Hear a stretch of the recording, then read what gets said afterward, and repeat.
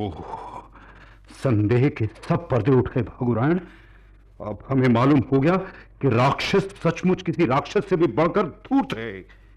मैं अभी जाकर इन विचारों को पैदा करने वाले उसके मस्तक को ही धड़ से अलग किए देता हूं।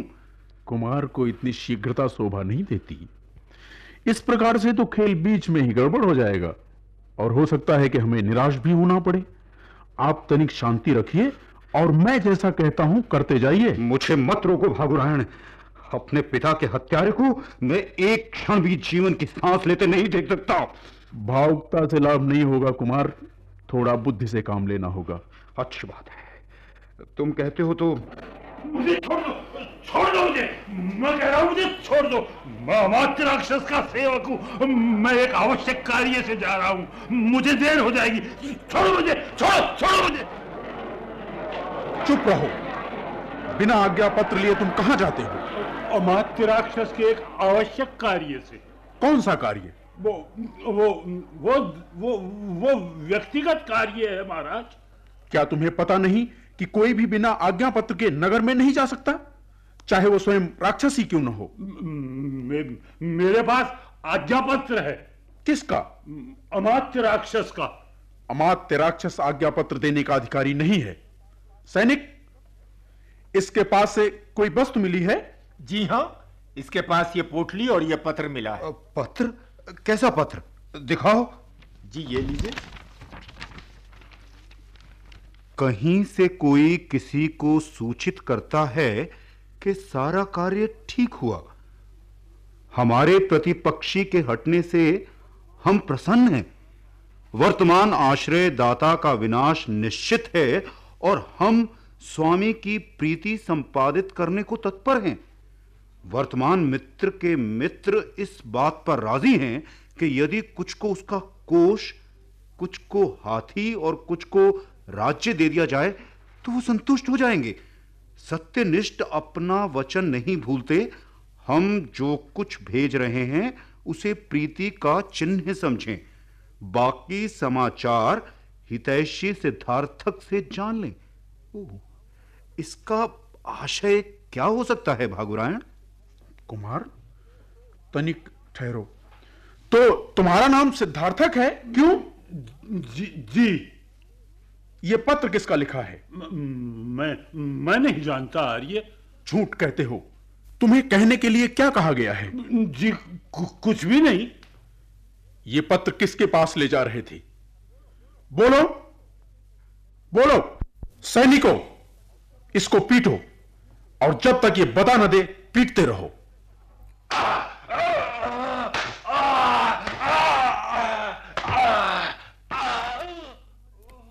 पत्र पर राक्षस की मुहर है और इस पोटली पर भी राक्षस की ही मुहर लगी है। देखिए तो इसमें क्या है?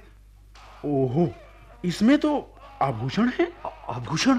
अरे ये आभूषण तो मैंने ही राक्षस को भेंट स्वरूप भेजे थे। समझ गया। तो अब इन्हें चंद्रगुप्त के पास भेंट में भेजा जा रहा है। कुमार, समझे इसका आशय? क्या? इसका आशय यह हो सकता है कि ये आभूषण जिसके हैं और जिस प्रकार ये चंद्रगुप्त के पास भेजे जा रहे हैं उसी प्रकार इन आभूषणों के स्वामी को भी चंद्रगुप्त के पास सौंपने के लिए लाया जा रहा है। ठीक, बिल्कुल ठीक।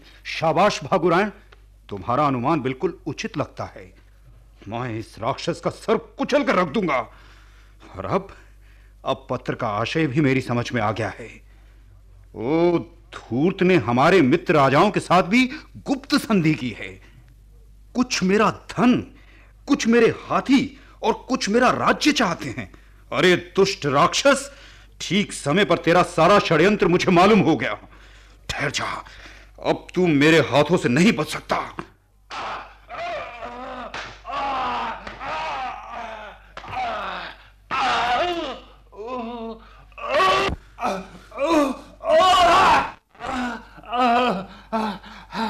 ठहरो, मुझे मत मारो, मैं सब कुछ बता देता हूँ। मुझे अभी बताता हूँ। कहो, किसके पास जा रहे थे? मुझे अभयदान दिया जा। यदि तुम सच सच बता दोगे तो तुम अपने आप को हमारी शरण में समझो।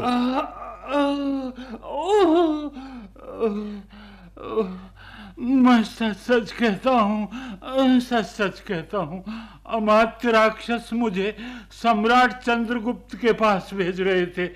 मुझे मुझे उनसे बचाइएगा प्रभु। तुम अवश्य बचोगे।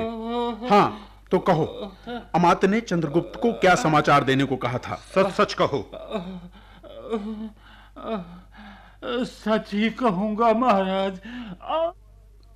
उन्होंने कहलवाया था कि कुमार मलय के मित्रों में से कुलत नरेश चित्रवर्मा, मलय देश के राजा सिंहनाद, काशी के राजा पुष्कराक्ष, सिंधुपति सिंधसेन और पारसिक राजा मेघाक्ष ने हमसे गुप्त संधि की है। और जिस प्रकार चाणक्य को पद से हटाकर आपने मेरी इच्छा पूरी की, उसी प्रकार मलय केतु का धन, राज्य और हाथियों का बंटवारा इनमें करके इनकी इच्छा भी पूरी करें। यही अमात्य का संदेश है। कुमार मुझे प्राणदान दीजिए, क्षमा कीजिए, मैं निर्दोष हूं। अच्छा तो पत्र का ये रहस्य था। दुष्ट राक्षस, तू इतना धूर्त होगा हमें यह नहीं मालूम था। कंचुकी, हम अमात्य राक्षस से मिलना चाहते हैं। और सिद्धार्थ, तुम्हें हम अभय दान देते हैं, किंतु तुम्हें यही बातें अमात्य के सम्मुख भी स्वीकार करनी होंगी। बोलो, करोगे? मुझे आपकी शरण मिल गई कुमार। अब मैं निर्भय होकर सब कुछ कह दूंगा। तो उस राक्षस को अब हम उचित दंड देंगे। परमात्मा ने बड़ी कृपा की कि उसका सारा षड्यंत्र हम पर ठीक समय पर प्रकट हो गया। अवश्य दंड देंगे। और ये हमारे मित्रों के रूप में हमारे साथ रहने वाले धोखेबाज नरेश, इन्हें तो मैं जीवंत नहीं छोड़ूंगा। सेनापति, तुम सारी बातें सुन चुके हो। हमारे ही मित्र नरेश हमारे विरुद्ध षड्यंत्र कर रहे हैं। जाओ, जो हमारा राज्य और धन चाहते हैं उन्हें भूमि में गड़वा दो। जो हमारे हाथी चाहते हैं उन्हें हाथियों से कुचलवा दो। जाओ।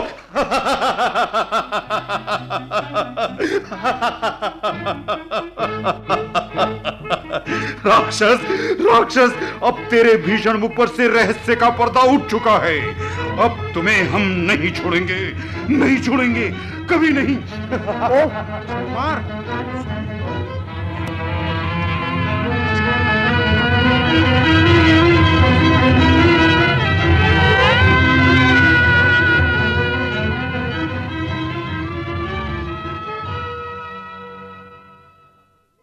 गुरुवर, मैं आपत्तियों की चिंता नहीं करता, किंतु केवल इतना जानना चाहता हूं कि मुझसे कलह करके आपने शत्रुओं को हमला करने का जो अवसर दिया, उसमें आपने कौन सा लाभ देखा था? सारा संसार जानता है, आर्य विष्णुगुप्त और चंद्रगुप्त में फूट पड़ गई है। हमारे शत्रु इस अवसर का लाभ उठाकर हम पर चढ़ दौड़े हैं। हम युद्ध से भयभीत नहीं, और नहीं हमें अपने जीवन का मोह है, किंतु जानबूझकर आपत्ति क्यों मोल ली गई? जब तक हम कारण नहीं जान लेंगे, हमारे बाहु शत्रुओं का नाश पूरी शक्ति से यत्न नहीं कर सकेंगे। इतने अधिक व्यग्र हो उठे वृषल, हमारी आंखें शत्रु का उसी के हाथों स्पष्ट विनाश देख रही हैं। तुम्हें युद्ध भूमि तक जाने का कष्ट नहीं उठाना होगा। ओह, मेरी समझ में कुछ नहीं आया। कैसे यह संभव होगा? शत्रु हमारे द्वार पर आकर हमें ललकार रहा है, और आप अब भी मुस्कुराकर ऐसे कह रहे हैं जैसे इस बात का कोई महत्व ही नहीं। सचमुच कोई महत्व नहीं रखती ये बात। राजनीति की छोटी से छोटी बात महत्व रखती अवश्य है, किंतु तुम्हारी चिंता सचमुच अकारण और व्यर्थ है। मैं चाहता था कि समय आने पर ही वृषल पर सब कुछ प्रकट हो तो उचित होगा, किंतु देखता हूं कि सम्राट चंद्रगुप्त एक साधारण पुरुष की तरह चिंताग्रस्त हो उठे हैं। अब भी मैं चिंता न करूं? मैं स्वयं को इतना असाधारण पुरुष नहीं मानता गुरुवर। कि आपत्तियों को इतना समीप आया देखकर भी उसका कारण जानने को विचलित न हो उठूं। उस दिन तो हमने परस्पर भेद का नाटक खेला था वृषल, किंतु आज जान पड़ता है कि सचमुच सम्राट संदेहग्रस्त हो उठे हैं। गुरुवर का विश्वास अंतिम सांस तक मेरे प्राणों के साथ रहेगा, किंतु फिर भी। अच्छी बात है वृषल, मैं सारा रहस्य बता देता हूं। सुनो, जो युद्ध के बादल गरज रहे हैं बरसने में सर्वथा असफल रहेंगे। कैसे? उनमें भेद के बीज पड़ ही नहीं चुके हैं, बल्कि शीघ्र ही उन्होंने वृक्ष का रूप धारण कर लिया है। हमारे गुप्तचरों से सारा संवाद मुझे अभी अभी ज्ञात हुआ है। वृषल ने जिन राज्य कर्मचारियों को अपने विद्रोहियों की सूची में रखा है, स्पष्टतया हमारा झूठ मूठ विरोध घोषित करके वो शत्रु के पक्ष में जा मिले थे। और वो हमारे गुप्तचर ही हैं। हमें प्रसन्नता है कि बड़ी सफलता से उन्होंने अपना अभिनय किया और वो नाटक अब समाप्ति के निकट जा पहुंचा है। कैसे? यदि मेरा अनुमान ठीक होगा तो इस समय तक मलय केतु अपने मित्र नरेशों की हत्या करवा चुका होगा। बचे हुए नरेश उससे असहयोग करके लौट चुके होंगे। राक्षस या तो मलय केतु का बंदी होगा या फिर बिल्कुल मुक्त होगा, और मूर्ख कुमार मलय केतु हमारे गुप्तचरों के हाथों में होगा। किंतु ये सब कैसे संभव है? राजनीति के दांव इतनी सहज समझ में नहीं आते वृषल। हमने कभी कच्ची गोलियां खेलने पर विश्वास नहीं किया। हमारा जो भी कदम उठा वो बहुत संयत, बहुत दूरदर्शितापूर्ण था। और गुरुदेव, हमारे परस्पर कपट कलह का क्या अर्थ था? शत्रुओं के सर्वनाश में विलंब न करना। किंतु इस प्रकार तो आप अमात्य राक्षस को जीवित प्राप्त नहीं कर सकेंगे। मलय केतु ने संभवतः अब तक उसकी हत्या करवा दी होगी। नहीं वृषल, हमारे गुप्तचर हर दशा में राक्षस को बचा ही लेंगे। वो उनका बाल भी बांका नहीं होने देंगे। और जब तक मलय केतु राक्षस का अनिष्ट करे तब तक तो हमारी सेनाएं उसकी सेना को परास्त कर चुकी होंगी और मलय केतु हमारे चतुर गुप्तचरों का बंदी बनाया जा चुका होगा। गुरुवर, मुझे तो यह सब जादू सा दिखाई पड़ रहा है। और जानते हो वृषल, इतने दिनों तक श्रेष्ठी चंदन दास को बंदी रूप में रखकर आज ही उसे सूली देने की आज्ञा हमने क्यों दी है? क्यों? ताकि विद्वान अमात्य राक्षस स्वयं ही आत्मसमर्पण के लिए हमारे पास चला आए। किंतु यह कैसे संभव है? जानते हो कि चंदन दास राक्षस की मित्रता के लिए अपना सर्वनाश करने को तैयार है, और जब राक्षस सब तरफ से हताश हो जाएगा और जब यह सुनेगा कि उसके कारण उसका परम मित्र चंदन दास आज सूली पर चढ़ा दिया जाएगा, तो सोचो वो चुपचाप कैसे बैठा रह सकता है। उसकी सारी आशाएं भोर के तारों की तरह आंखें मूंद चुकी होंगी और वो निराशा की आग में जलता हुआ या तो अपना जीवन नष्ट कर डालने की चिंता में व्यस्त होगा या चुपचाप कहीं एकांत में पड़ा ही रहना चाहेगा। किंतु हम जानते हैं अमात्य राक्षस कायर नहीं है, वीर है। अपने मित्र की सूली का समाचार सुनकर भी वो शांत बैठा नहीं रह सकता। उसकी वीरता चंदन दास को बचाने के लिए अपने आप को हमें सौंप देना ही उचित समझेगी। सम्राट की जय हो। युद्ध भूमि से शुभ संवाद आया है। शुभ संवाद? हाँ, हम उसी की प्रतीक्षा में थे। बल्कि हमारा तो अनुमान है कि संवाद आने में कुछ देर हो गई। अच्छा, क्या संवाद है? आर्य, हमारी सेनाओं ने सहसा ही आक्रमण करके कुमार मल्लय केतु को पराजित कर दिया और उनको हमारे गुप्तचरों द्वारा बंदी बना लिया गया है। हमारी विजय हुई है, किंतु बहुत छानबीन करने पर भी अमात्य राक्षस का कोई पता नहीं चल सका। कोई पता नहीं? कोई चिंता नहीं। कहो, श्रेष्ठी चंदन दास को सूली पर चढ़ाने का समय तो हो गया है। आर्य, अब तक तो सूली दी जा चुकी होगी।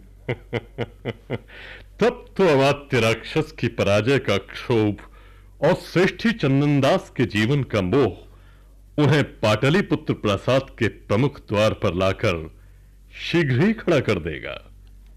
वृषल अपने भावी महामात्य की सेवाएं प्राप्त करने के लिए तैयार रहें। इतना दृढ़ और निश्चित मत है आचार्य का? कौटिल्य विष्णुगुप्त का अनुमान घड़ी दो घड़ी इधर उधर भले ही हो जाए, किंतु मिथ्या नहीं हो सकता राजन।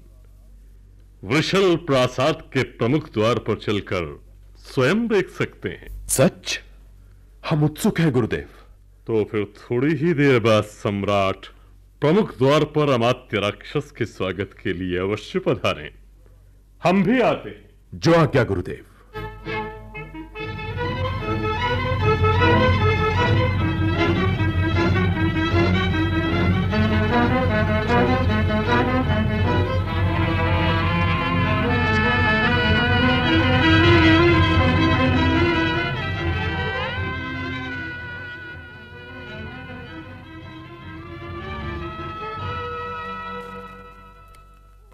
छोड़ो मुझे और जाकर अपने अमात्य चाणक्य और सम्राट चंद्रगुप्त से कहो कि परास्त राक्षस का पराक्रम आज उनका पराक्रम देखने के लिए अकेला उनके द्वार पर आया है। अमात्य राक्षस, ये अकिंचन विष्णुगुप्त आपका स्वागत करने को स्वयं ही यहां उपस्थित है। अमात्य, क्या चाणक्य मुझ पर अब भी व्यंग्य प्रहार करना चाहता है? अरे मुझे छूना नहीं, मैं चंडाल से छू गया हूं। तब तो आपको छूकर ये चांडाल पवित्र हो गया है अमात्य। ये चांडाल नहीं है। चाणक्य इतना धूर्त नहीं हो सकता कि राक्षस जैसे नीतिवान को चांडाल का स्पर्श होने दे। आपने इन्हें पहचाना नहीं अमात्य? ये तो आप ही के पुराने कर्मचारी सिद्धार्थक और जीव सिद्धि हैं, जो हमारे गुप्तचरों के रूप में भी आपकी सेवा कर चुके हैं। ओह, सचमुच इन्हीं लोगों के कारण तो मुझ पर कुमार मलय केतु ने अविश्वास किया था। और इन्होंने ही हमारे शकरदास वाला वो पत्र भी तैयार करवाया था, जिसने अमात्य को मूर्ख मलय केतु के विश्वास का भाजन बनाया। आपकी दूरदर्शिता। हम कायल हैं कौटिल्य विष्णुगुप्त। क्षमा कीजिए, वृषल चंद्रगुप्त से आपका स्नेह संबंध स्थापित करने के लिए हमें इस कपट नीति को आधार बनाना पड़ा। ये देखिए, स्वयं वृषल आपके दर्शनार्थ पधार रहे हैं। प्रणाम गुरुदेव। सुखी रहो वृषल। देखो, आज का दिवस कितना शुभ है। आज तुम्हारी सारी इच्छाओं की पूर्ति होने जा रही है। अमात्य राक्षस को प्रणाम करके उनका आशीर्वाद ग्रहण करो वत्स। अमात्य राक्षस को चंद्रगुप्त का प्रणाम स्वीकार हो। सम्राट चिरंजीवी और विजयी हो। अमात्य की सहायता हमारी विजय को चिरजीवन प्रदान करेगी। ओह, पराजित होने के बाद आज मैं किस भयानक अवस्था की कल्पना कर रहा था, किंतु यहां तो बात कुछ और ही दिखाई पड़ती है। ये आप क्या सोचने लगे अमात्य? क्यों?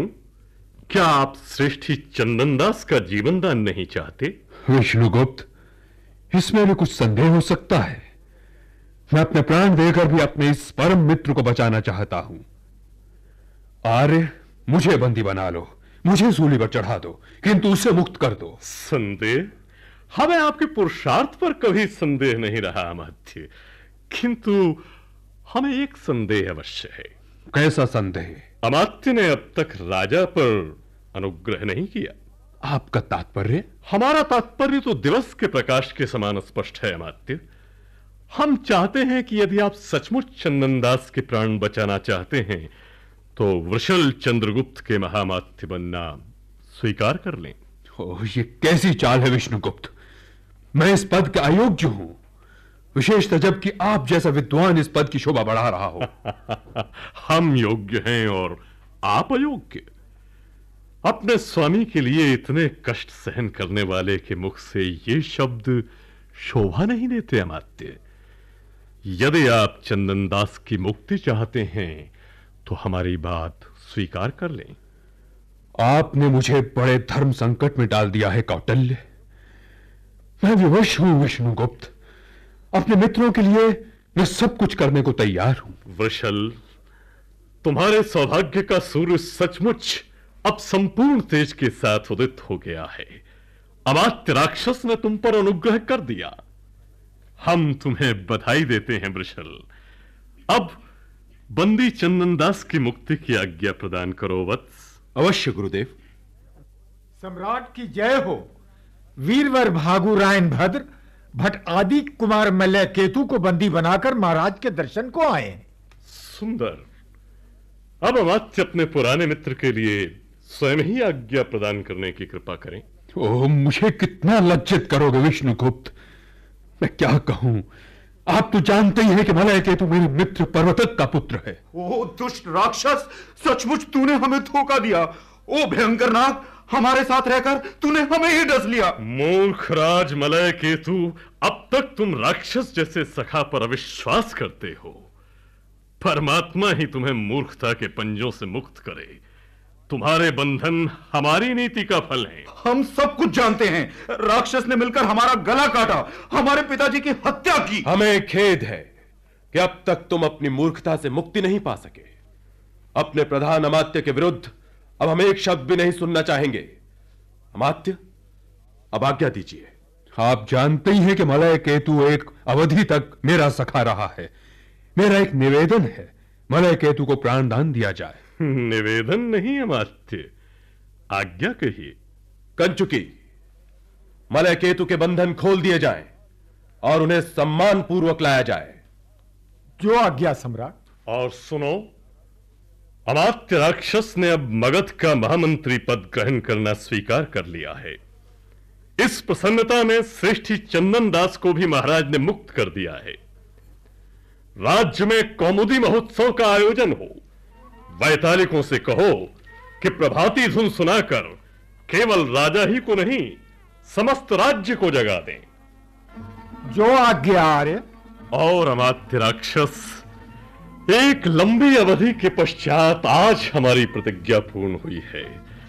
इसलिए अब हम फिर से अपनी खुली शिखाएं बांध लेते हैं। अवश्य कौटिल्य। अच्छा वृषल, अब इन अधिकारों के बंधन से इस दरिद्र ब्राह्मण को मुक्ति दो वत्स। गुरुदेव, सचमुच विष्णुगुप्त आपकी जय होकर ही रही।